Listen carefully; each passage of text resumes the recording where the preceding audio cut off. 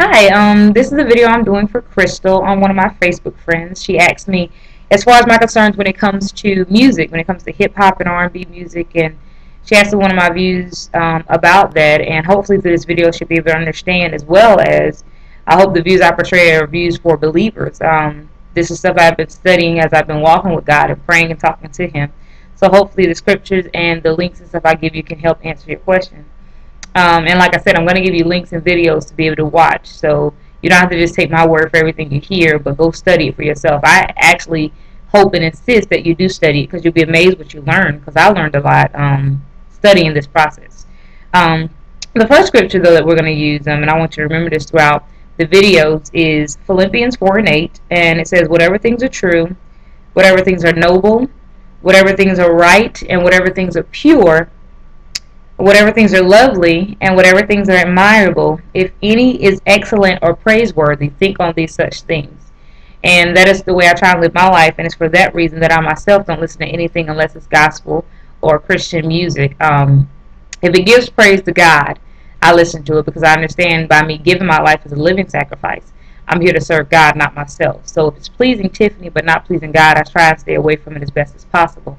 No, I'm not perfect, but I understand what I need to stay away from, and I'm constantly continuing, to stay on that right path. And if I sin, hey, I fall, but I get back up, and I ask God to help me so I don't sin in that area no more, because it's supposed to be growing. You're supposed to grow spiritually. So that is how I try to live my life and meditate on those things which are of Him. The other verse is Colossians 1:6, and it says, for by Him all things were created, both in heaven and on earth, visible and invisible. All things were created by Him and for Him.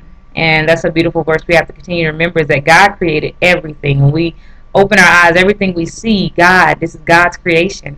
And I know some men will argue and say, oh, well, man made that. But then you have to look at it, God made man. So if God made man and then the man made the object or the invention, it's still rooted back to the fact that God created it. Because had it not been for God, the man would have never existed to make what he made. So it still falls back in His presence. And then the other verse is Exodus 20:3. And it says, you shall have no other God before me. And this actually was a verse given during the time when Moses was the leader of Israel after he brought them out of the land of Egypt. He began to give them the commandments of God. And this is one of the commandments God said for us as believers. Don't put no other God before me. I'm the only God, and I'm a jealous God. So for any type of deity or anything on this earth to think that they're a God or to affiliate themselves with being a God, we ourselves need to watch our affiliation with them, because if we're joining with them, it's like we're recognizing they're a God, and they're not. God is the Alpha and Omega, the beginning and the end, the first and the last, the only God that was and is to come. And the last verse I want to leave you with is Luke 16. It says, no servant can serve two masters. Either you will hate one and love the other, or you will be devoted to one and despise the other. And basically that's telling us that as Christians, a lot of times we're trying to say, yeah, I'm Christian, I believe in God, but our lifestyles don't add up to it. When people are looking at us, they don't see godly mentalities. And God said, hey, I want all or nothing. I didn't write the book. This is just what God said. He wants all or nothing. So for us to be one thing and saying another, that's not how God works. So we have to continually portray Him in our lives. So those are the verses. And what I'm going to start off talking about, and I'm going to have to do two different videos so you're able to get it all, and I can post it all without it being too long.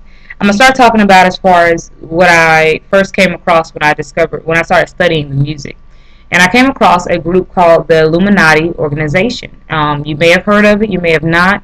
A lot of people try to say it's some kind of secret society or something like that. But basically, when I did the research, what Illuminati is, it's an organization that's been around for a long time. They've actually been around since the Napoleon days and World War I.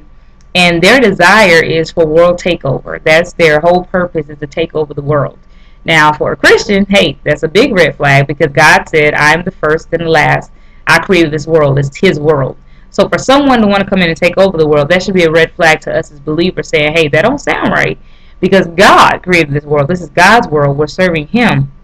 And it also should remind us the only other person that we know that will want to try and take over the world is Satan himself. Because he tried to take over heaven, and you can read about that in Ezekiel chapter 28 when he talks about him, the king of Tyre. He tries to take over heaven, but he gets kicked out of heaven because that's not his place to take over. So then he says, okay, if I can't take over heaven, I'm going to take over the earth, and I'm going to get everyone in the earth to worship me. So some kind of way, I'm going to create some type environment where people can worship me so I can get the glory here on earth since I couldn't get it in heaven. And that's where the Illuminati comes in. Satan is the orchestrator and the head leader of the organization Illuminati. And what it is with Illuminati, they're so strong and powerful here on earth, and they're trying to fulfill their purpose of world takeover. So what they've done is try to invest in everything that everyone that has power, be it political power, be it religious power, be it music industry power. Anyone that has power to influence a large group of people, they try to get to join up with them because they understand that in order to have world takeover, I have to be able to influence a lot of people. So I'm going to get these celebrities, these people out here politically and presidential, all these people that have big influence to say, hey, come join up with me, become a part of the Illuminati organization. You do what I tell you to do. You say what I tell you to say. And you do what I tell you to do. And in return, I'll give you riches. I'll make you famous. I'll make you famous amongst the people. And the people say, okay, how do you do that? Well, like I said, the Illuminati was orchestrated by Satan to be able to take over the world. Now, here's where their God comes in. Satan himself has a demon called the Baphomet.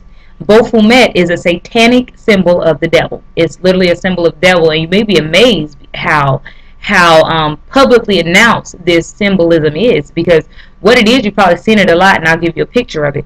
It's a goat head on a male body. And a lot of people have worn as clothes, their jewelry, have rings, necklaces, all kind of things that portray this. And basically it's a symbol of Satan himself. And it portrays Satan.